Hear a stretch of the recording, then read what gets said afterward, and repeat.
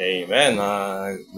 Good day po sa lahat. Muli, nagpapasalamat ako sa Diyos sa isa na namang pribilehiyo na ibinigay sa atin upang tayo ay makapag-aral sa kanyang mga salita. So, ako ay nagagalak dahil naging bahagi na sa buhay ko ang ganitong pag-aaral sa salita ng Diyos ay aking ilalathala sa pamamagitan ng live streaming, no? So, sa lahat ng aking mga kaibigan at sa aking mga kapatid, so napakahalaga, no? Bilang isang Bible student na makita nito ang kaisa-isang paraan ng ang paraan ng pag-aaral sa salita ng Diyos, no? So, napakahalaga sa ating mga mananampalataya o kahit sinong Bible student na siya ay gumamit ng tamang paghati pagdating sa salita ng katotohanan. So, maraming nagsasabi na sila ay gumagamit ng tamang paghati sa salita ng Diyos, no? So, subalit hindi ito makita kung minsan sa kanilang theological system na naayon sa sinasabi ng salita ng katotohanan. So, paano ba natin malalaman ang isang nag-aaral sa salita ng Diyos na may tamang paghati? So, una, ang isang nag-aaral sa salita ng Diyos ay kanyang isinaalang-alang kung kanino niya ito sinasabi, no? Kung ito ba ay o kung anong panahon o dispensation na nangyari ito, no? So, napakahalaga sa isang nag-aaral sa salita ng Diyos na i-consider niya kung sino yung kausap nito. Ito ba ay sa nakaraan, sa kasalukuyan, or mangyayari sa mga darating na panahon. So, kapag ang isang bumabasa sa salita ng Diyos o ang salita ng katotohanan ay hindi ito nakita, magdudulot lamang ito ng kalituan sa kanyang pag-aaral, no? Pag hindi mo nakita yung tamang paghati sa salita ng Diyos, kung ito ba ay sa nakaraan, sa kasalukuyan, o sa mga hinaharap, ito ay magdudulot for sure ng isang kalituhan sa isang nag-aaral sa salita ng Diyos. Pangalawa, dapat isaalang-alang na ng isang nag-aaral sa salita ng Diyos kung ano ang sinasabi sa pahina. Napakahalaga ito, no? Kung minsan binabanggit na ng pahina ng iyong Biblia ay hindi pa natin ito pinaniniwalaan. So, napakahalaga na kung ano ang nakasaad, no? Kung ano ang sinasabi sa pahina ng iyong Biblia, ito ay inyong dapat tanggapin, no?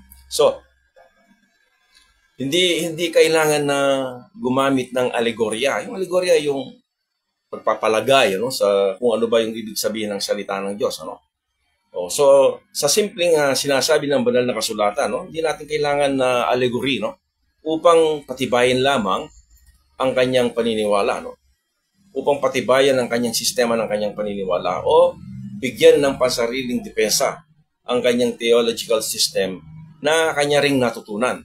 So, kung minsan sa ating pag-aaral sa salita ng Diyos, kung minsan dinidepensa natin yung ating system of belief sa ating natutunan, So, pinoproteksyonan natin yon. Ay nakakala natin yung theological system natin ay yun ang tama, no? So, kapag sa pag-aaral sa salita ng Diyos ay hindi nakita ang pinaka-major division nito, no? There is para sa akin pag-aaral ng salita ng Diyos, mayroong major division ito, no, which is the kingdom program and the mystery program sa panahon natin. Sa panahon natin, no, na uuwi ito sa kalituhan, ano, or naghahalong turo, no. Itong ating pag hindi natin nakita ito, ang ating pag-aaral, ito ay nahahalo, no, mixed doctrine. Dito natin masusuri kung ang isang nag-aaral sa salita ng Diyos ay seryoso sa dispensational truth ito, no. Ang pagkikitungo ng Diyos sa tao sa bawat panahon or dispensation ay na magkakaiba. Ang ibinigay na utos o dapat gawin ng mga tao sa mga nakaraan, sa kasalukuyan at sa inaharap ay nagbabago. So, sa bawat panahon nakitungo ang Diyos, ito ay mayroong pagbabago, no? Sa pagtuturo, malimit gumagamit ng termino or chart as an illustration ng isang nagtuturo. Napakahalaga na kuminsan, katulad ni Clarence Larkin, siya ay gumagamit ng mga chart upang mapadali ang kanyang pagtuturo, no? So, ang mga termino or chart as an illustration ng isang nagtuturo ay madalas hindi nakikita dun sa banal na kasulatan, ano? So pag ang isang nagtuturo, gumagamit siya ng illustration, ito ay para mapadali lamang, no, ang kanyang nais ipaabot sa mga kanyang tinuturuan, ano. So, halimbawa, ang mga termino na ito hindi makikita sa Biblia, no, pero dapat ang mga terminong ito na ay naaangkop sa biblical point of view, no. Hindi lumalabis, ano. So ngayon, balikan natin yung major division of pure scripture na aking nabanggit, ano. So, yung major division of pure scripture is the kingdom program and the mystery program. Kapag sinabi natin kingdom program, ito malimit na aking binabanggit sa ating mga Bible study, no. Before, lahat ng aking mga topic na aking binuksan ay nandirito, no. Laging nandiriyan. So, ang kingdom program, tinawag ng Diyos si Abraham para sa isang layunin. Nang tawagin ng Diyos si Abraham, ang spiritual na kalagayan ng tao that time ay palala ng palala, no? Palala ng palala. Nangako ang Diyos sa kanya na siya ay pararamihin, no? At magiging pagpapala sa lahat ng mga bansa. O ibig sabihin ng lahat ng mga bansa is Gentile nations, no? Sa kanya nanggaling ang bansang kanyang pinili. Ito ay ang bansang Israel. Ibinigay ng Diyos sa kanila ang mga kautusan, no? So, ang Diyos ay, through Moses, no, ibinigay niya sa kanila yung kautusan, yung tipan at ang simbolo ng pagtutuli, no. Pinangako sa kanila ang isang political kingdom, no, or visible kingdom. Ang piniling bansang ito ay ito ay nakatuon lamang sa isang earthly blessings, no. Ang kanilang kaisipan, ito ay nakatuon sa earthly blessings, sa pangako ng Diyos na sila ay bibigyan ng isang visible kingdom, no. So, ang unang tipan na ibinigay ng Diyos sa kanila ay hindi nangyari. Yung first covenant, no. Dahil hindi nila tinanggap ang Panginoong Hesus bilang katuparan sa kanyang paghahari o bilang katuparan ng pangako ng Diyos na magseset siya ng kingdom, no. So, madalit salita, ang programang ito ng Diyos sa Israel ay pansamantalang natigil, na-postpone. Ngayon, kung sa bahagi nito ng ating pag-aaral, ay hindi mo makita ang ating tinutukoy, I encourage you na panoorin ang paksa sa mga sa aking mga paksa sa nakaraan, ano, tungkol sa God's timeline. Napakahalaga na makita natin yung God's timeline. Mayroon tayong 3 videos na tungkol sa topic na ito. So, I encourage everyone, kung hanggang sa panahon na ito sa ating pag-aaral, how many videos na ating pinag-aralan. So, kung hanggang ngayon na hindi pa natin nakikita, I encourage you na panoorin mo itong God's timeline, no? Dahil sa katigasan ng ulo, tuloy natin, dahil nga sa katigasan ng ulo ng bansang Israel, at sa kawalan ng pananampalataya sa offer ng Diyos sa kanila na God's righteousness, sila ay nahulog, no? At nangyari sa kanila ang parable of the tree, no? Natupad yung parable of the fig tree, no? Kung maalala nyo yung fig tree, mayroong binabanggit ang ating Panginoong Yesus, no? Ito yung tinatawag natin na nang siya ay, ang bansang Israel ay nahulog, nangyari yung parable of the fig tree, binigyan sila ng extension of mercy. Yung extension of mercy na yon ng Diyos sa kanila, after that, nang hindi rin sila sumunod at hindi rin sila kumilala sa ating Panginoong Yesus, ang Diyos mismo, sabi niya, ay sila ay pinutol. No? Makikita niyo sa Luke chapter 13, verses 6 to 9, inyong basahin yung parable na yon at para maka-cope up tayo dito sa ating topic. Ano? In the sense na ang programa ng Diyos sa Israel ay pansamantalang natigil nang ang Diyos ay putulin niya ang bansang Israel. No? So, dito nagsimula ang bagong dispensation. Nang pansamantalang naputol ang kingdom program, dito nagsimula yung bagong dispensation na ipinahayag sa isang tao, no? Sa isang tao. Ito yung tinatawag nilang dispensation of the grace of God. Ayon sa Ephesians chapter 3 verses 1 to 9. Sa chapter 3 ng Ephesians verses 1 to 9. So, ito ay isang misteryo at nakatago sa Diyos from ages and generations. No? Itong ating itong aking binabalik-aral na ito ay may connection sa ating pag-aaral patungkol kay Cornelius, no? In Acts chapter 10. So, tinitingnan natin ngayon yung napakahalaga yung rightly dividing the word of truth. So, tinitingnan natin, no? Para makita natin kung sino ba talaga si Cornelius. Kanino ba siya bahagi o miyembro? Ito ba'y bahagi siya sa body of Christ o sa unang programa ng Diyos, which is the kingdom program? So sa kabila na ang misteryong ito ay naipahayag, ano, at inangkin ng isang tao, no?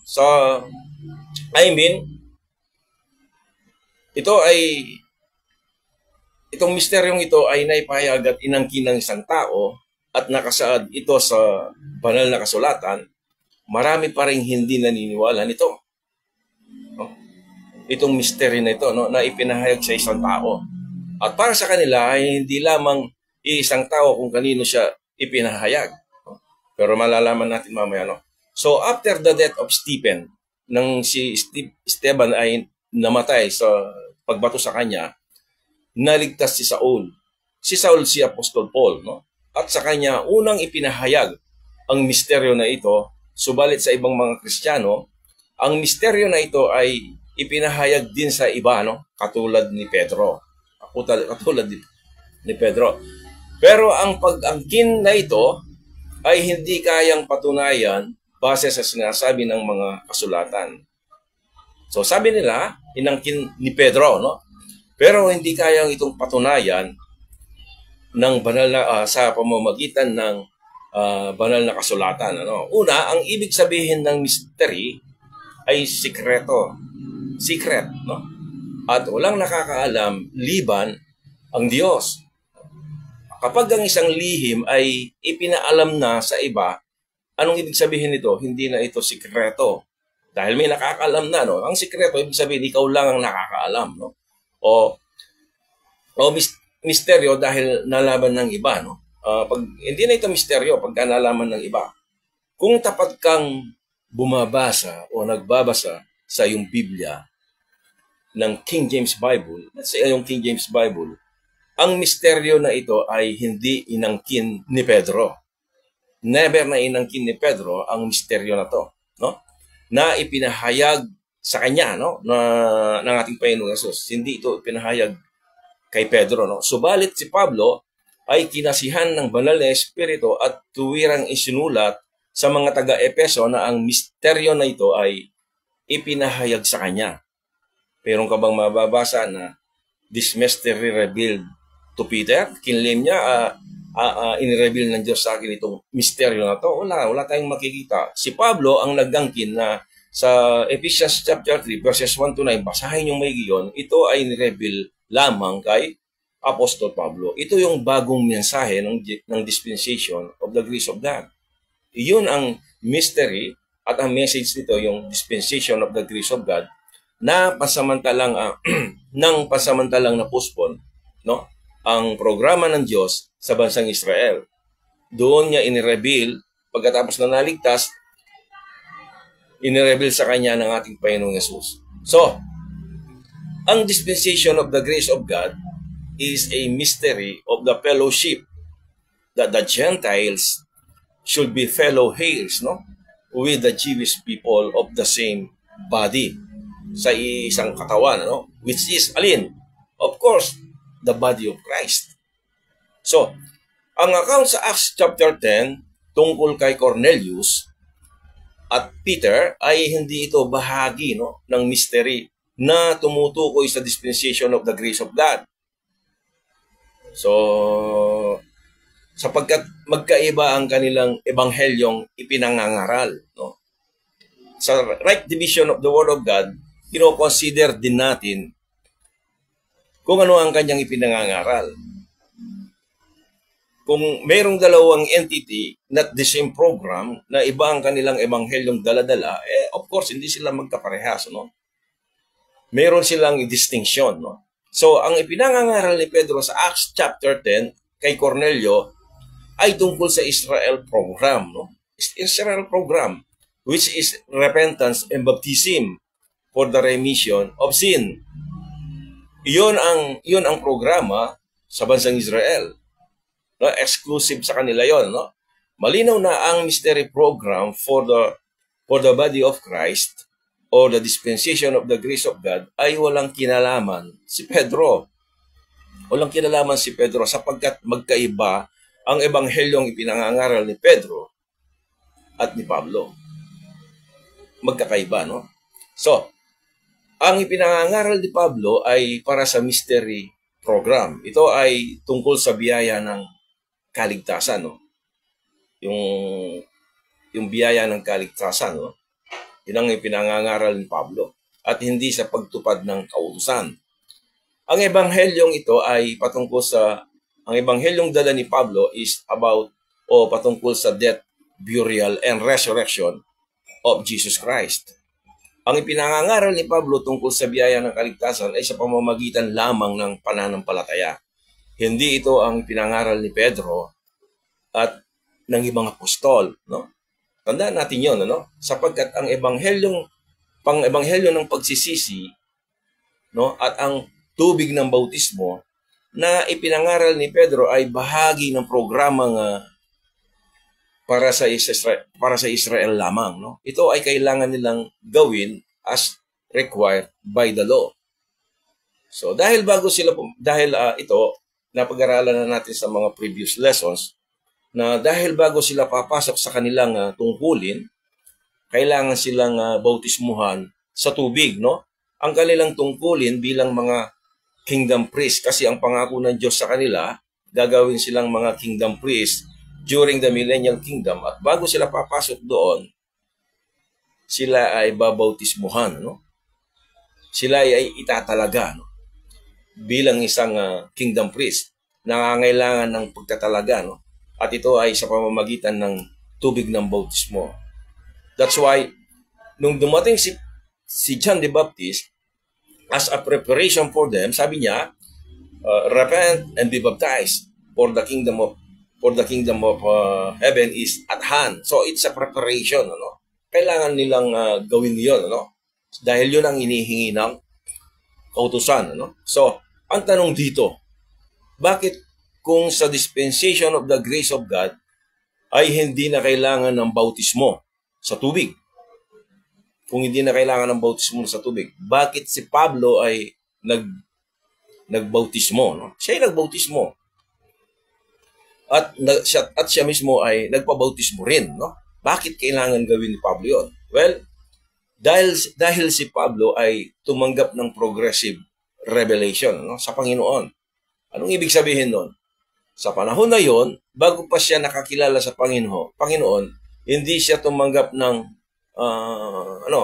one time, no, or full revelation, ano, katulad ni Moses. Di ba nasabi ko minsan yon? Si Moses ay minsan lang siya tumanggap ng full revelation from God. No? Pero si Pablo, progressive revelation ang kanyang tinanggap sa ating Panginoong Yesus. No? Ayon sa Acts chapter 26, verse 16, kung basahin ninyo yon, Acts 26, verse 16, mayroon pang mga bagay na ipapakita sa kanya. So, ibig sabihin, nang makakilala si Pablo sa Panginoong Yesus, hindi niya ibinigay ng one time, no? Mayroon siyang ipapakita na bagay sa kanya, no? Obviously, nang siya ay tumanggap ng kapahayagan tungkol sa tubig ng bautismo, nang siya ay tumanggap ng kapahayagan tungkol sa tubig ng bautismo, ito ay kanyang hininto, no? At mula noon, hindi na siya nagpabautismo sa tubig. At hindi na rin siya nagbautismo at hindi na siya, hindi na siya nagbautismo sa tubig at hindi na niya ipinangaral ang tungkol sa water baptism. Kaya ang sabi niya sa 1 Corinthians chapter 1 verse 17, ang sabi sa talatang ito, "For Christ sent me not to baptize." Isinugo ako ni Jesus hindi para magbautismo, no? Malinaw na si Pablo ay tumanggap ng bagong kapahayagan kay Jesus dito, no? But to preach, sabi niya, but to preach the gospel, no? Not with wisdom of words, lest the cross of Christ should be made of none effect. Sabi niya, no? Ang ating pagsasaraw na ito ay tungkol sa isang hentil. Ang pangalan nito ay si Cornelius. Si Cornelius, no? Sa Acts chapter 10, ating susuriin ang buong kabanata ng Acts chapter 10. Susuriin natin yung Acts chapter 10, ating titignan kung anong mensahe ang tinanggap ni Cornelio, no? Upang mapatunayan na siya nga ay bahagi ng katawan ni Kristo. Ang katawan ni Kristo or body of Christ ay isang entity na may bagong mensahe na ipinahayag ni Jesus through Paul.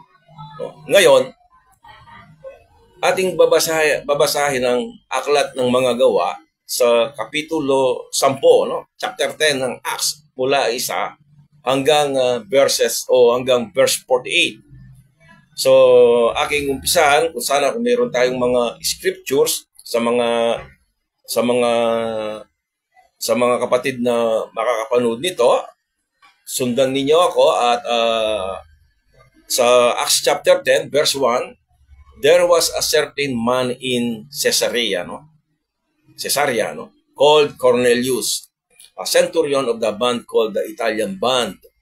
Verse 2, a devout man and one that feared God with all his house, which gave much alms to the people and prayed to God always. Ayon sa talatang ito, isa siyang centurion, no? Hentil, no? Mula sa tinawag na Italian band, no? Isa siyang hentil, deboto at may takot sa Diyos at nagbibigay ng limos, sa mga tao, no? Siya ay dumadalangin lagi sa Diyos. Ito yung ugali ni Cornelio, no? Ngayon, tignan natin ang kaibahan ng taong ito sa isang centurion. Compare natin, no? Kung itong si Cornelio, i-compare natin sa isang centurion, which siya rin ay isang hentil, sa Luke chapter 7, no?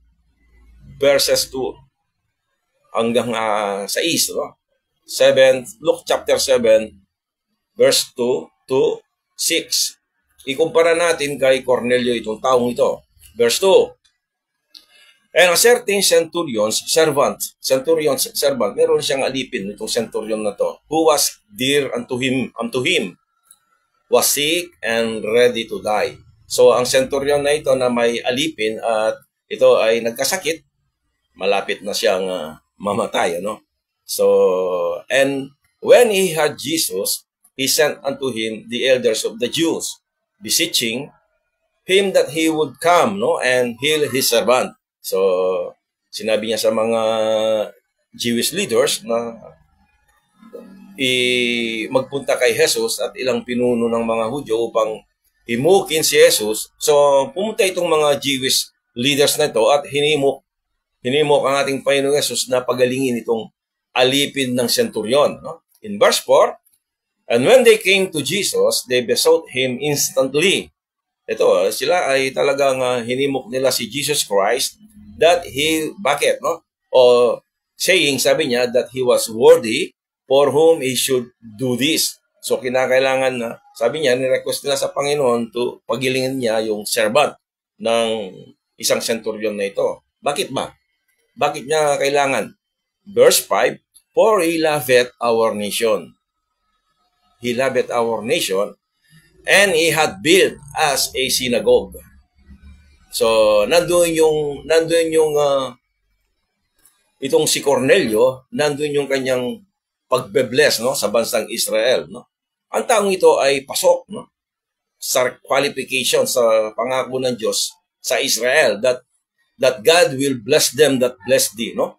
Ang sabi ni Abraham, I will bless them that bless thee, no. So, dito makikita natin sa Genesis chapter 12 yung pangako ng Diyos sa bansang Israel, pagpapalain ng sino mang magpala sa kanya, no? Ang plano at layunin ng Diyos para sa bansang Israel ay upang maging channel of blessing sila, no? Sa lahat ng mga bansa, kung pagpapalain ang Israel even during those days, pagpapalain sila. So ganito pinagpala ang si Cornelius, no? Even the centurion, no, na kanyang pinagalingang alipin at pagpapalain ng sino mong magpala sa kanila, sabi niya, no. So sa verse 6, then Jesus went with them. Si Jesus ay sumama sa kanila, and when he was now not far from the house, the centurion sent friends to him, saying unto him, Lord, trouble not thyself. Huwag ka nang ayaw na niyang papasukin alam naman natin ng mga Jewish people and the Gentiles people, hindi sila magkasundo, no? Nagkakaroon ng problema, no? So, ang taong ito hindi niya alam, no? Even him, hindi niya alam na ang kanyang natupad ay isang tipan ng Diyos kay Abraham, no? Hindi niya alam. Itong centurion na to, hindi niya alam na mayroon palang pangako ang Diyos sa bansang Israel na kung sino mang magpapala sa kanila ay kanyang pagpapalain, no? For I am not worthy that thou shouldest enter, no, under my roof. Sabi ng centurion, ang alipin ng centurion na ito ay gumaling, no? Bakit siya gumaling? Dahil sa kanyang pagtulong sa bansang Israel ng kanyang amo, no? Na yung isang centurion. Ngayon, anong pagkakaiba ni Cornelius sa centurion na ito? Wala, di ba? Sila ay parehong hentil na tumutulong sa Israel at pinagpala sila ng Diyos. Pinagpala sila ng Diyos. Now, balikan natin yung chapter 10 verse 2. Sa Acts chapter 2 verse 2, a devout man, sino to? It's si Cornelio, no? And one that feared God. Siya ay may takot sa Diyos with all his house, kasama yung kanyang pamilya, no? May takot sila sa Diyos, which gave much alms, no? Yung limos, no? To the people and prayed to God always. Ang salitang people, remember, ang salitang people, pag pasinin ninyo ito, no? I-search ninyo. Ang salitang people, the people, dito ay referring to the nation of Israel.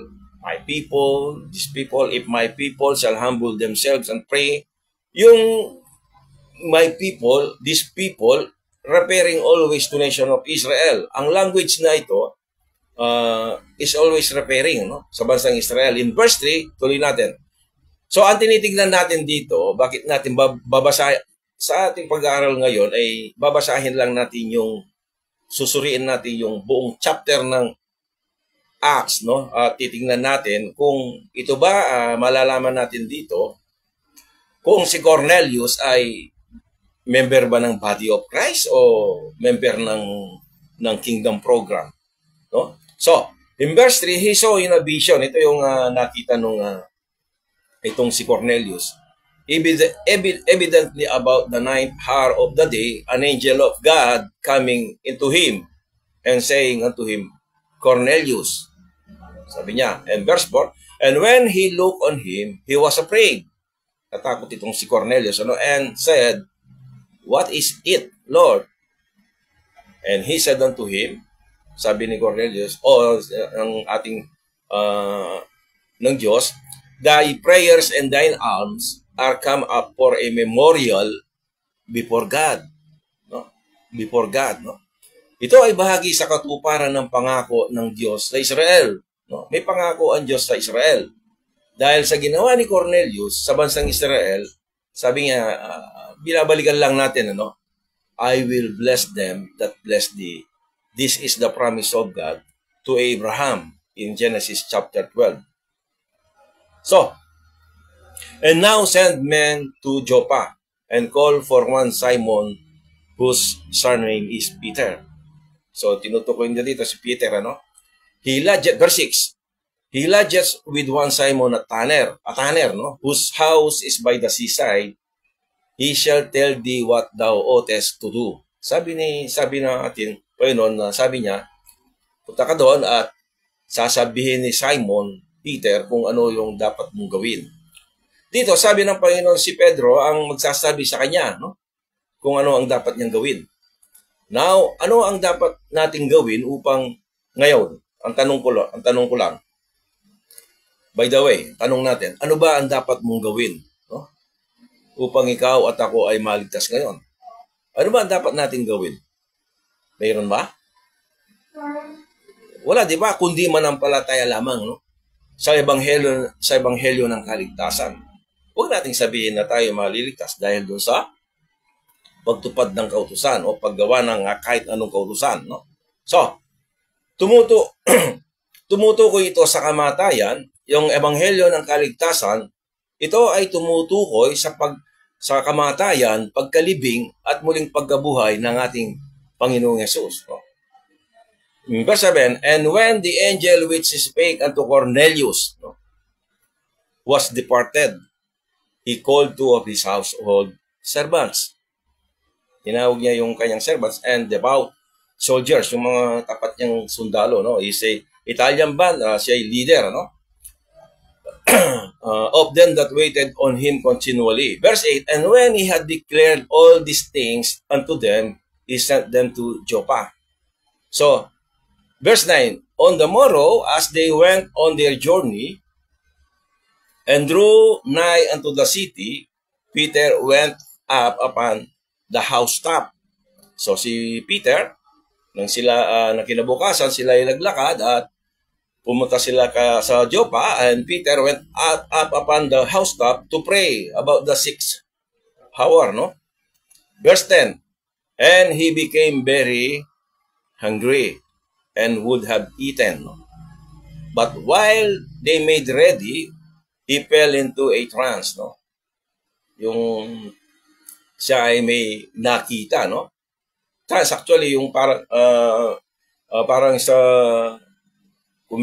parang yung palaginip, ano? He fell into a trance o naidlip, no? And so heaven opened and a certain vessel descending upon him, as it had been a great sheet knit at the four corners, no? And let down to the earth. Verse 12, wherein were all manner of four-footed beasts of the earth and wild beasts and creeping things and fowls of the air. And there came a voice to him, rise, Peter, sabi niya, kill and eat. But Peter said, not so, Lord, sabi niya, for I have never eaten anything that is common or unclean. So, bakit? Dahil alam ni Pedro kung ano ang kautusan na kanyang sinusunod, no? Ito yung, meron siyang outstanding instruction sa Panginoong Yesus, which is about the law at ang kanyang dapat gawin. So, titingnan natin ito, no? So, in verse 15, and the voice spake unto him again the second time.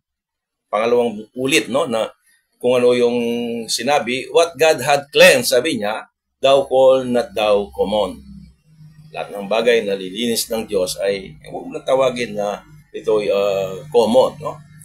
So, verse 16, this was done to rise, and the vessel was received up again into heaven. So, kung papansinin ninyo, si Pedro, yung tatlong beses na to, mahilig sa tatlong beses si Peter, ano? maging sa kanyang pag-antawag dito, pag-deny, no? At dito, 3 beses na nangyari ang bagay na ito kay Pedro. Kung maalala ninyo na 3 beses na, yun nga, sabi ko sa inyo, na kinahila, no? Ng ating Panginoong Yesus, no? Si Pedro ay may ugaling 3 beses na gumagawa ng mga bagay. Maging nang bago mahatulan ng ating Panginoong Yesus, di ba? 3 times na dininay si Jesus Christ. Verse 17, now while Peter doubted in himself, tignan natin yung verse na ito, no? Peter doubted in himself what this vision which he had seen should mean. Hindi niya naintindihan, di ba? At siya mismo ay nagdududa. Ano ba to? Ngayon si Pedro ay hindi makumbinsi sa sarili at siya ay nagdududa. Ano kaya to? Ano ba to? What does it mean? Dahil hindi siya kung titingnan natin, compared to Paul, no? Dahil si Paul, siya ay naaresto at nabulag ng 3 araw, wala siyang karanasan tulad ni Pablo. Wala siyang karanasan. Siya ay nalilito dahil sa ang instruction ni Jesus sa kanila noon na huwag silang tutungo sa mga Gentiles nation, no? Gentiles people. Wala pa siyang revelation about Jesus Christ. Wala siyang alam kasi nalilito eh. Di ba? So, behold, sabi niya, the men which were sent from Cornelius had made inquiry for Simon's house and stood before the gate. So, verse 18, and called and asked whether Simon, which was named Peter, were lodged there. So, ito, nandito na itong mga pinapunta, no? Verse 19, while Peter thought on this vision, in this vision, the Spirit said unto him, behold, 3 men seek thee. Nandiyan na sila, di ba? At inahanap itong si Peter, no? So, verse 20, arise therefore, sabi niya, and get thee down and go with them. Doubting nothing. Huwag kang magduda. Punta ka na doon. So, si Peter here is doubting, no? Paano ito mangyayari? Paano nangyari ito? Dahil iba ang instruction, no? Ni Jesus sa pagkakataong ito, iyon, ano? So, nagdududa siya dahil wala namang bagong pahayag sa kanya. Saan ba makikita na ang Panginoong Jesus ay nagpahayag sa kanya? Saan mo makikita? For I have sent them. Ako mismo ang nagsugo sa kanila para puntahan ka. Diba? In verse 21, so tingnan natin yung anggulo hanggang sa mamaya, no? At least dito baka hindi pa natin makita kung ano ba yung bagay na ating nais tignan, no? So maging ano lang tayo, no? Konting pagtitimpi, no? So then Peter, verse 21, then Peter went down to the men which were sent unto him from Cornelius and said, behold, I am he whom ye seek. What is the cause whereof you are come? Ano ba yung purpose niyo? Bakit kayo pumunta? Alam ni Pedro na mayroong outstanding instruction from the Lord. Meron. Ano ba yung instruction ni Jesus Christ to them? Sa kanyang mga apostol, including Peter? Huwag kayong pupunta sa mga hentil. Punta kayo sa mga nawawalang tupa ng Israel. Even that point of time, yun ang alam ni Pedro. Kaya nagtataka siya ano ba to? So, alam ni Pedro mayroong outstanding instruction from the Lord na huwag silang pumunta sa mga Gentiles, no? Sa pagkakataong ito, mayroong issue. Ito yung issue ngayon, no? Dito dahil hindi tumanggap ng bagong kapahayagan, no? Si Peter sa Panginoon. Ang tanging alam lamang niya ngayon, ano ang alam niya? Huwag siyang magduda, no? Huwag siyang magduda. Doubting nothing, sabi ni Jesus Christ sa kanya. Huwag kang magduda, no? Ako mismong nagpapunta sa kanila sapagkat kinumpirma ni Jesus sa kanya sa verse 20. Huwag ka na magduda. Sumunod ka na lang. Sumunod si Pedro. Verse 22, and they said Cornelius the centurion, a just man, and one that feareth God, ito na yung sinugo ni of a good report among all the nation of the Jews, was warned from God by an holy angel to send for thee into his house. Anong gagawin? And to hear words of thee. Dahil itong si Cornelius at ang buong sambayan niya, makikinig sila sa sasabihin ni Pedro. And to hear words of thee. Ngayon, ang tingnan natin, itong bahaging ito ng talata, ano ba ang alam ni Pedro that time to hear words of thee? Na sila ay makikinig ng tungkol sa kanya. No? So, in Acts chapter 11, verse 14, tingnan natin yung advance. No? Actually, itong nangyari na ito sa Acts chapter 10, binanggit uli sa Acts chapter 11. Kung basahin ninyo. Pero doon sa 14, verse 14, Acts chapter 11, verse 14, who shall tell thee words whereby thou and all thy house shall be saved? No? So, ano ba yung kanilang dapat sabihin? Maging para ang kanyang buong pamilya ay maligtas. Ano ba yung mga salitang ito na sabihin ni Pedro? Ang mga pangyayaring ito ay ibinahagi ulit ni Pedro sa chapter 11, di ba? Makikita ninyo, binasa na natin ito sa 10, no? The first mention, ito, tingnan ninyo ito. The first mention of the word save, yung salitang save in the book of Acts, ay makikita sa pangangaral ni Pedro. Yung pangangaral ni Pedro sa Acts chapter 2, verse 21. Ang sabi niya, ano bang nakasulat doon? Whosoever shall call upon the name of the Lord shall be saved. Shall be saved. Ito yung alam na pangangaral ni Pedro, no? So in Matthew chapter 10 verse 22, Matthew 10 verse 22, Matthew 24 verse 13, the same content. Ang tinanggap nilang instruction, they need to endure. They need to endure till the end, no? Dapat silang manatili till the end in order to be saved. In order to be saved. Actually, alam ng Panginoon, there is a coming tribulation for them in Israel. So, they need to endure till the end, no? So, ito ang instruction ng kaligtasan na tinanggap ni Pedro kay Jesus. Ito ay 100% na may gawa. May gawa, of course. Subalit sa panahon natin, ngayon, under the dispensation of grace, ay iba. Kailangan, ano kailangan? Kailangan mong manampalataya, no?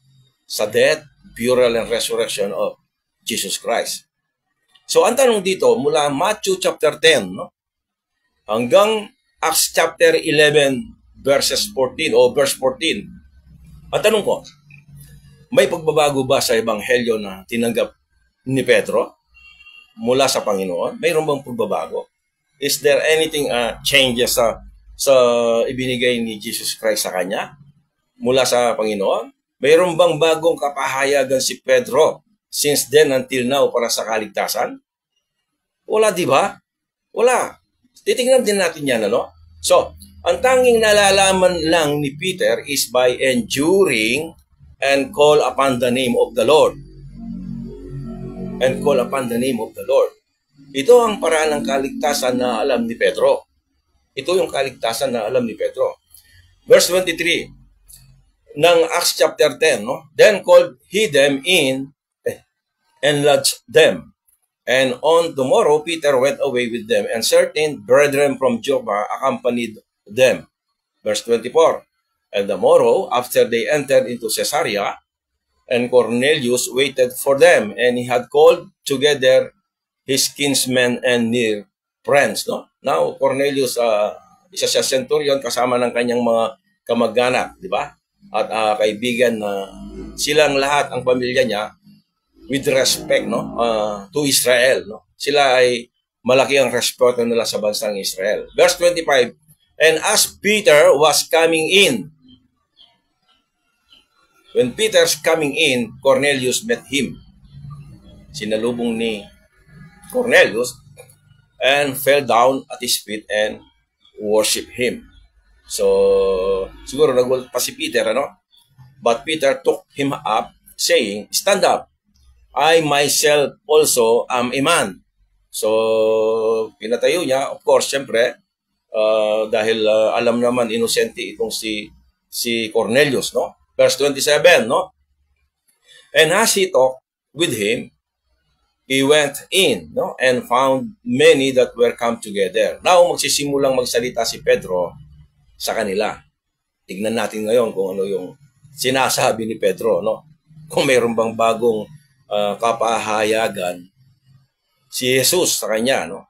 So, in verse 28, and he said unto them, ye know how that it is an unlawful thing for a man that is a Jew to keep company.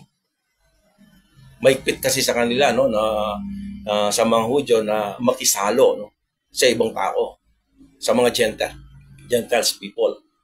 Sabi ni Pedro sa kanila, alam ba ninyo na ako ay gumagawa ng something illegal right now? Sabi ni Pedro, no, kababasa natin, no, or come unto one of another nation, but God hath shewed me that I should not call any man common or unclean. So, nakikita ninyo yung hint kung ano ang tinutukoy niya ngayon dito, no? Verse 29, therefore came I unto you without gainsaying. Actually, sabi ni Jesus Christ kaya, punta ka ron, nothing doubting, no? Kahit hindi alam kung ano yung mangyayari, sumunod lang si Peter. Yun ang instruction ni Jesus Christ. As soon as I was sent for, I asked therefore for what intent you have sent for me. Verse 30, and Cornelius said, 4 days ago, I was fasting until this hour, and at that ninth hour I prayed in my house, and behold, a man stood before me in bright clothing. 31, and said, Cornelius, thy prayer is heard, and thine alms are had in remembrance in the sight of God. Verse 32, send therefore to Joppa and call hither Simon, whose surname is Peter. He lodged in the house of one Simon, a tanner. No? Inulit lang ito, yo. By the seaside. Sorry. Who when he cometh, shall speak unto thee. So, verse 33, immediately therefore I sent to thee, and thou hast well done that thou art come. Now therefore are we all here present before God to hear all things that are commanded thee of God. So sinaysay ni Cornelio ang mga pangyayari sa kanya, no? Yung mga kinuwento niya, yung binasa natin kanina, no? From the beginning, no? In verse 34, then Peter opened his mouth, no? And said, of a truth, I perceive that God is no respecter of persons, no? So dito sinabi niya, I perceive, sabi niya, na ang Diyos ay hindi nagtatangi ng hindi siya nagtatangi ng tao, no? So, ituloy natin, ano? But in every nation, he that feareth him and worketh righteousness is accepted with him. Tingnan natin yung accepted with him. He that worketh righteousness is accepted with him. Ngayon, bigyan natin ng pansin ang talatang ito sa sinabi ni Pedro. Ito ba ay parehong mensahe ang kay Pedro at kay Pablo? Pagkapareho ba? Hindi, no? Hindi. Tignan natin. Suriin natin. Dahil ang kay Pedro, in order to be accepted with him, you need to work, no? You need to work righteousness. Nakita nyo yung sinabi niya? In order to be accepted with him sa Diyos, you need to work righteousness. Ano sa verse? You need to work for it. Ang mensahe ni Pablo ay dahil sa biyaya tayo ay naligtas at hindi ito sa ating mabubuting gawa. We are accepted in the beloved, no? Dahil sa ginawa niya doon sa krus, ang ating Panginoon Jesus. Ang Panginoong Yesus, siya ang gumawa. No? We are saved through faith, by the faith of Christ. No? So, nung ginawa ni Jesus yun, pag tingin natin Panginoon ang Diyos sa atin, Jesus Christ, yung righteousness niya. That's why we are accepted in Him, no? In the beloved, no? Si Jesus Christ ang tinutukoy dito. We are accepted in the beloved, no? Dahil sa ginawa ni Jesus doon sa krus. So definitely, hindi ito ang mensahe upang ikaw ay maging bahagi sa katawan ni Kristo. Oh. Pwede ba nating iugnay dito sa verse 35? Ang sinabi sa Titus 3:5, not by works of righteousness which we have done, but according to His mercy save us. Pwede ba nating ang tawag dito? I-superimpose natin yon, isama natin? Hindi, ano?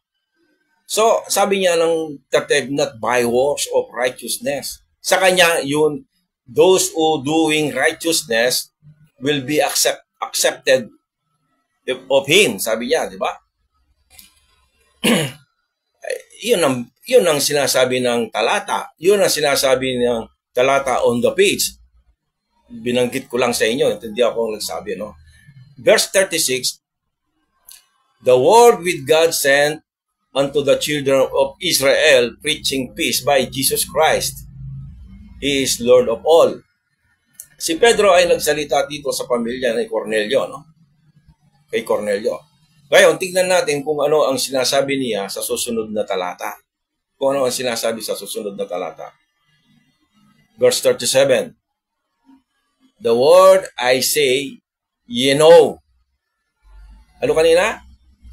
Dahil yung salita na magkikinig sila tungkol sa salita na siyang magsasalita tungkol sa inyo, sabi niya.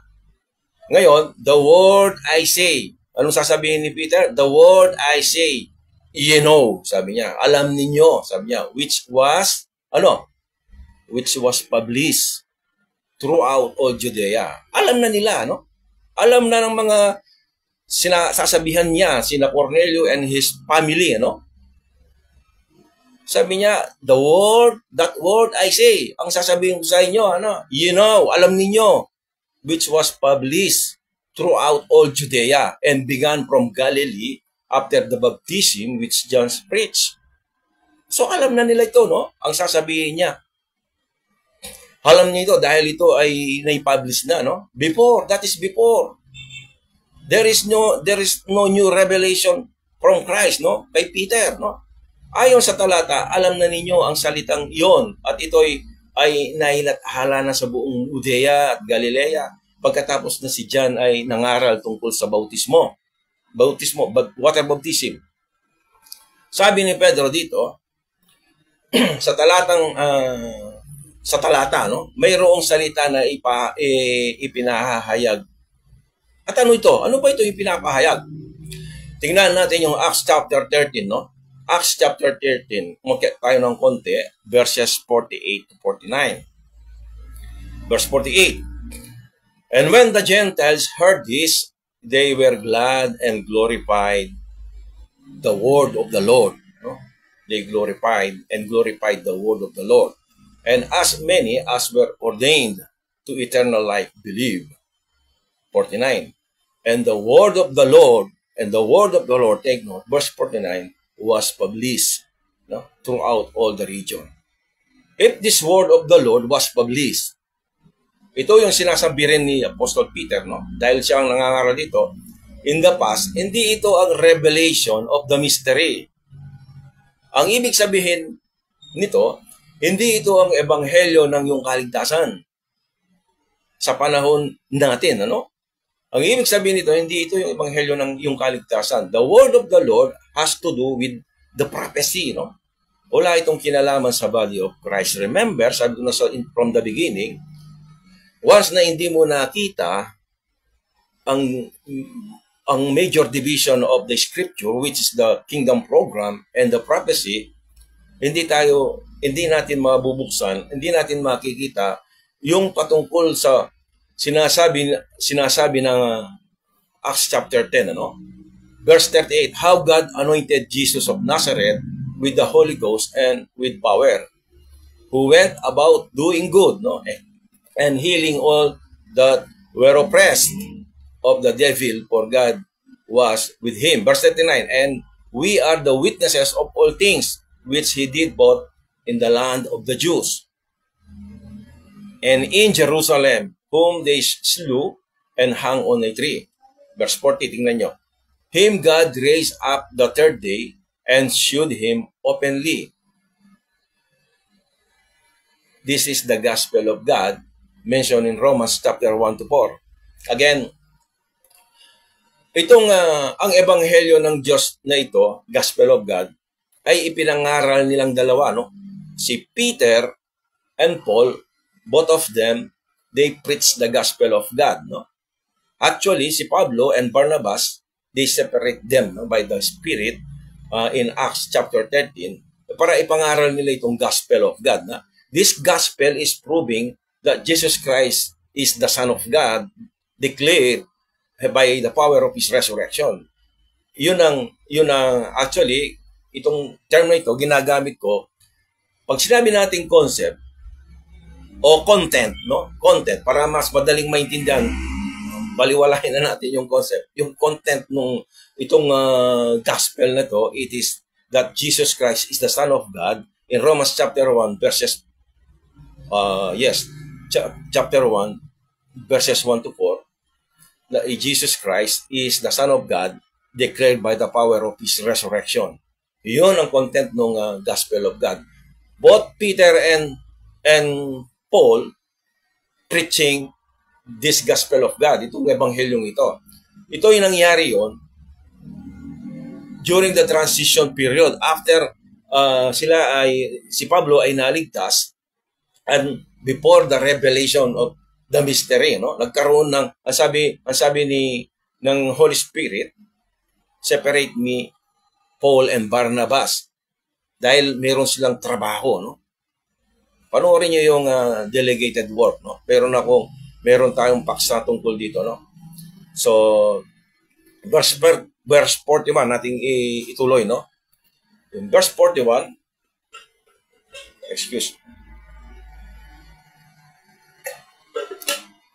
verse 41.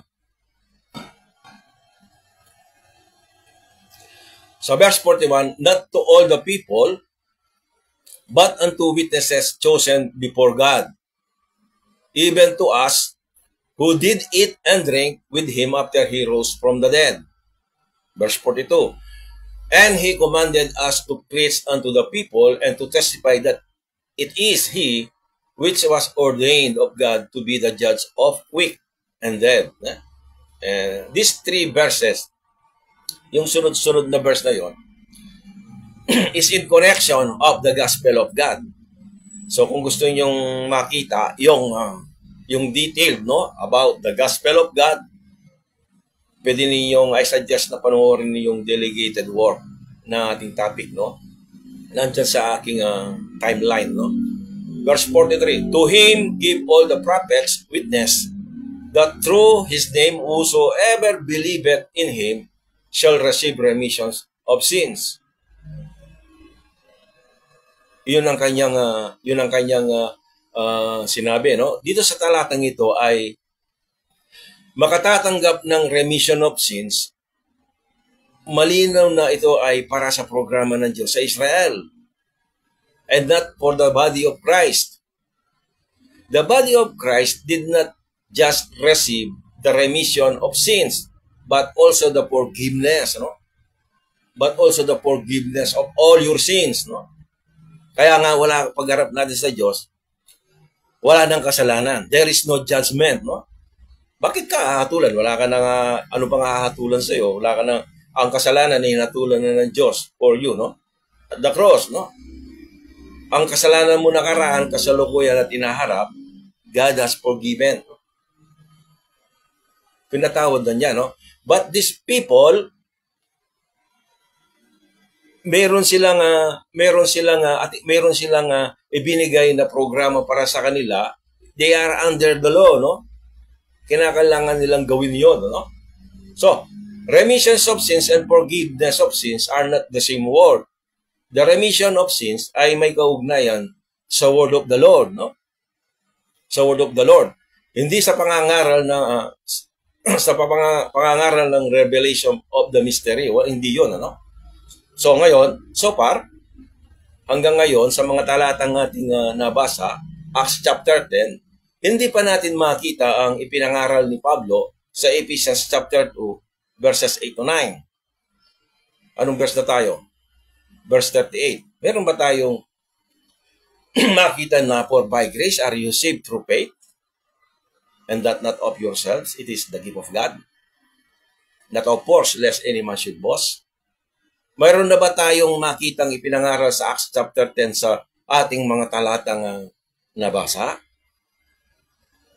Hindi, pagsusuri lang ito, no? Pagsusuri lang sa Acts chapter 10. Anyway, kung mayroon kang theological system na iyong tinitignan, nasa sa iyon naman yan sa atin, ano? Ang nakakalungkot lang dito, mayroong mga tao na nais nilang isama itong ipinangangaral ni Pablo sa panahong yon, no?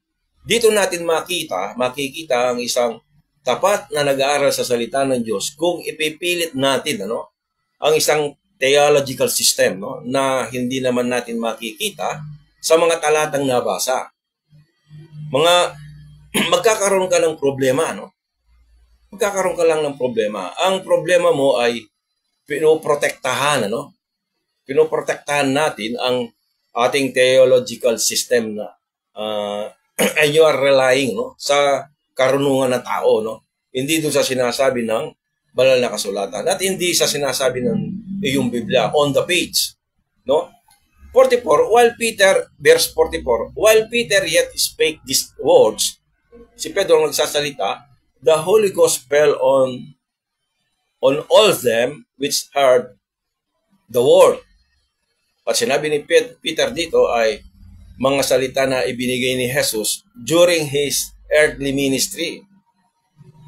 Yun ang ipinangaral ni Pedro during the day, no? During his earthly ministry sa bansang Israel, no? Dahil wala namang ipinahayag na bago sa kanya ni Jesus.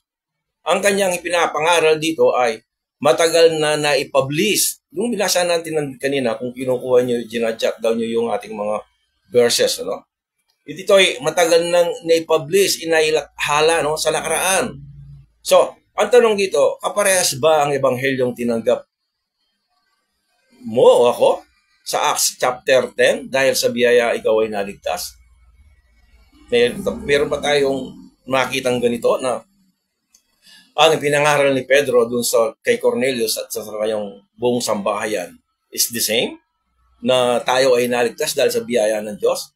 Verse 45, and they of the circumcision which believe were astonished, no, as many as came with Peter, because that on the Gentiles, no, that on the Gentiles also was poured out the gift of the Holy Ghost. Ganito ba ang paraan ng Diyos sa iyong pagkaligtas sa panahon natin ngayon bilang bahagi ng katawan ni Kristo? Is that the same?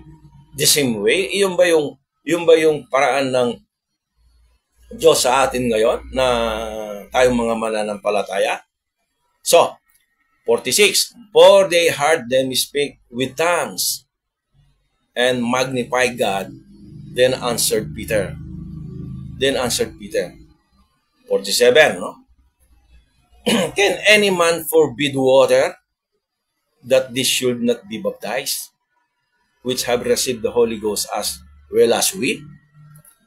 So, anong palagay mo kay Peter kung bakit kailangan silang mabautismo? Bakit kailangan silang mabautismo? Sa tubig, no? Sa tubig ito. Hindi ba bahagi ito ng kanilang programa sa kaligtasan? This is part of the program. He that believeth and he baptized shall be saved. Yun ang part ng kanilang program, no? Verse 48, and he commanded them to be baptized in the name of the Lord. Then prayed they him to tarry certain days. So, paano sila binautismuhan sa tubig? In the name of the Lord, no? So, wag na nating guluhin itong sa sinabi niya dun sa Matthew last verse ng Matthew, no? Si Pedro ay hindi tumanggap ng isang kapahayagan mula sa Panginoon. Walang bagong kapahayagan. The same, no? Kailanman hindi niya ipinangaral ang yung tinanggap na ebanghelyo ng kaligtasan. Si Peter ay hindi ipinangaral yung biyaya ng kaligtasan by believing or trusting in the death, burial, and resurrection of Lord Jesus Christ. Though, ang kanyang ipinangaral is that He is the Son of God. Christ is the Son of God, declared by the power of His resurrection. Ang salitang grace, dumating sa puntong ang salitang grace ay binanggit din ni Apostol Pedro, pero iba yung grace na the principle na binanggit ni Apostol Pablo, no? Ang ibalyong ito, ang tanging paraan upang ikaw ay maligtas o upang ikaw ay maging bahagi sa kanyang katawan, no? Tayo, upang maging bahagi ng katawan ng ating Panginoong Hesus, manampalataya tayo dun sa ebanghelyo na ipinangangaral ni Apostol Pablo, no? So, kapatid, no, hindi ibig sabihin na nakita mo ang salitang hentil sa salita ng Diyos ay pwede na nating ipatong, no, sa body of Christ. Ito ang nagiging problema natin, no? Pag nakita natin yung hentil, automatic, nais nating itong ipatong, no, sa body of Christ. Isang halimbawa dito kung yung bubuksan ang Romans chapter 11 verse 13. Ito ay natapik ko na rin, no? Sa 11 verse 13. Sabi roon, I speak to you Gentiles. Paul is speaking to the Gentiles people. I speak to you Gentiles inasmuch as I am the apostle of the Gentiles. Diba? Ngayon, kung ipipilit nating ipatong ang Gentiles, no? Ang Hentil sa body of Christ dito, doon sa verse na yon. Kung ipipilit mo, ipapatong mo yung mga Hentil, that they are part of the body of Christ, magsisimula ka ng magkakaroon ng problema pagdating sa verse 17 and the succeeding verses, no? And so on. Basahin mo yung Romans chapter 11, after na nabasa mo yung I speak to you Gentiles, dahil nakita mo yung Gentiles at nais mong ipatong dun sa body of Christ. After that, in 17 and so on, magkakaroon ka na ng problema. Ang body of Christ ay mayroong tiyak na kaligtasan, no?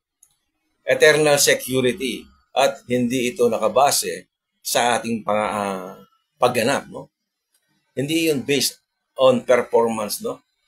It is not performance-based acceptance yung ating kaligtasan, no? Our eternal security, it is not based on performance-based, no? So, sa linaw ng nating nakikita sa Acts chapter 10 ay ang ipinangaral ni Pedro kay Cornelio ay hindi ipinangaral sa chapter 10 ay ipinangaral ni Pedro kay Cornelio ay hindi para sa body of Christ. Hindi para sa body of Christ. Sapagkat ang ipinangaral ni Pedro is about enduring and calling upon the name of the Lord, no? In order to be saved. That is the word, no? That was published in the past. Suriin nyo yung mga term, no? Suriin natin yung mga language, no? Yung mga language na yan, sabi ko nga sa inyo, ang isang ponisibra, by way of illustration, madalang lang akong gumamit ng illustration. Yung ponisibra, pagkasilang niya, tinitrain ng kanyang ina, ng mother zebra, no? Dahil napakaraming mga mother zebra, about sa isang herd, 400 to 1,000 zebras, hindi maagad makikilala ng pony zebra o yung baby zebra ang kanyang ina. So ang ginagawa niya, iniikutan niya yung kanyang anak, no? Habang maliit siya, is training it na ma-memorize niya yung kanyang stripes. Yung palang stripes na yun ay parang fingerprint. Nag-iisang stripes for every zebras, no? Now, ang isang mananampalataya, kinakailangan ma-recognize mo, no? What is that language, no? Na makikita mo sa banal na kasulatan, no? Kinakailangan ma-identify mo yon, no? Through that language, kung ito ba ay nagsasalita patungkol sa iyo, no? So, that is the word that was published in the past. Yung sasabihin ni Pedro, ang sabi niya, pupunta daw sila kay Pedro dahil sasabihin ni Pedro kung ano ang kanilang dapat gawin. So, ang sinabi ni Pedro, ang kanyang ipinangaral sa kanila, ang kanyang binanggit, ay yung mga na-publish na in the past, no? The enduring, call upon the name of the Lord.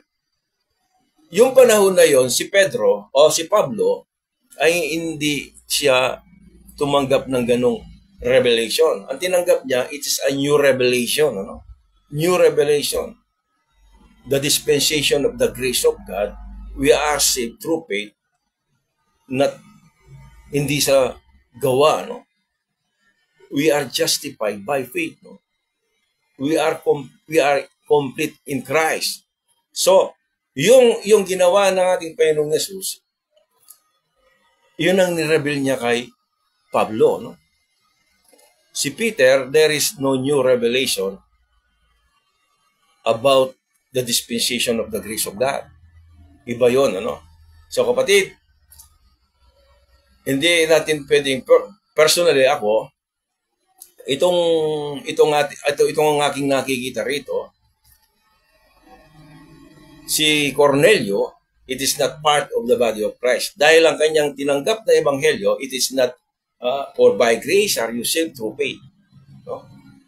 Hindi yun ang tinanggap niya. Ang tinanggap niya is about the old, in the past, published in the past, yung mensahe na ibinigay ng ating Panginoong Yesus kay Peter. Kay Peter. Ang entity, tinitignan natin kung yung dalawang entity na to, if it is a part of the kingdom program o the mystery program, ito yung pag sinabi nating mystery program, ito yung biyaya ng Diyos. Ang blessing nila is heavenly blessing. That's why ang sabi niya, ako ay nakatingin dun sa for we are our citizenship or conversation which is in heaven, di ba? Sabi niya. So sila ay naghihintay, set your affections on things above. Hindi katulad nung kingdom program, nakaset ang kanilang affection waiting for the coming kingdom with our Lord Jesus Christ. Iyon ang kanilang setting, no? Naghihintay sila na pinangako ng Diyos sa bansang Israel na sila ay magseset sila ng kingdom, no? With our Lord Jesus Christ. So hindi pareho, no? So sa kanilang pangangaral, kailangan mong magbata in order to be saved. Di ba? Kailangan mong gumawa ng isang righteousness in order to be accepted to Him. Sa atin, we are already accepted in the beloved dahil sa righteousness ni Lord Jesus Christ sa atin. We are accepted because of our Lord Jesus Christ. Hindi sa kanila, kinakailangan mo munang gawin. They are performance-based acceptance. So, yun lang kasimple ng ating pag-aaral ngayon. So, anyway, hindi ko kayo, of course, kapatid, tayo ay nag-aaral. Sabi ko naman sa inyo na tayo ay nag-aaral ng salita ng Diyos. Hindi naman para, kundi maging open mind lang tayo. At tignan natin kung ano ba yung sinasabi ng page. Hindi nung sinasabi nung even me, di ba? Ako, ito na yung stand ko dahil yun ang nakikita ko sa Word of God. So, kung ang igigit natin yung theological system na ating tinanggap o yung system of belief na ating una nang na-inject sa ating kaisipan, so, it's up to you kasi suriin mo kung ano ang sinasabi ng Biblia. Kung ano ba yung sinasabi ng on the page, no? So, ganun pa man, maraming salamat kapatid. Let me close in prayer. So, I'm sorry kung mayroon mang kayong mga tanong. Hindi ko, siyempre, I'm conducting a Bible study. So, titignan ko lang yan at pwede kong sagutin or nandyan na rin dun sa message. No? Or i-encourage ko lang kayo na pwede nyo tignan yung mga messages before. pwede ko kayong, kasi mahirap yung babalikan ko ulit itong mga messages. Ano? Anyway, let us close in prayer. Lord, marami pong salamat sa pagkakataong ito. Nakasama ko ang aking kapatid na makapag-aral ng inyong mga salita. At marami pong salamat sa iyong banal na kasulatan na aming basis for our doctrine na pwede po naming panghawakan. Salamat, Panginoon, sa kaligtasan na ipinagkaloob mo sa bawat isa sa amin. That one day, Panginoon, na yung pangako mo sa amin na kukunin mo kami sa mundong ito at nandun na kami na wala na po kaming agam-agam. Bagamat dito nagkakaroon po kami ng discrepancy sa aming mga kaisipan, sa aming pag-aaral. Pero one time, Panginoon, na sabi nga sinabi niyo sa inyong mga salita, kailangan po namin mag-aaral. Kailangan po namin i-study yung salita, study to show thyself approved, no? To God. Ang sabi po na a workman that needed not to be ashamed, rightly dividing the word of truth. Lord, dalahin ko po ang aking mga kapatid na makakasama ko at makakapagbukas ng aming Bible study na ito ay nawa magiging makapag-benefits po sa bawat isa sa kanila. Kaya maraming pong salamat, pinupuri kita at pinasasalamatan dahil ito po ang aking hiling sa pangalan ng aming Panginoong Hesus. Amen, no? Amen. So, maraming salamat, kapatid, sa mga nakasama ko, nakapagpanood sa ating pag-aaral. I invite you again next time at ipapublish ko one day before yung topic at ayaw ko munang isabihin sa araw na ito. So, muli, isang mapagpalang hapon sa ating lahat at maraming salamat. God bless na. To God be the glory.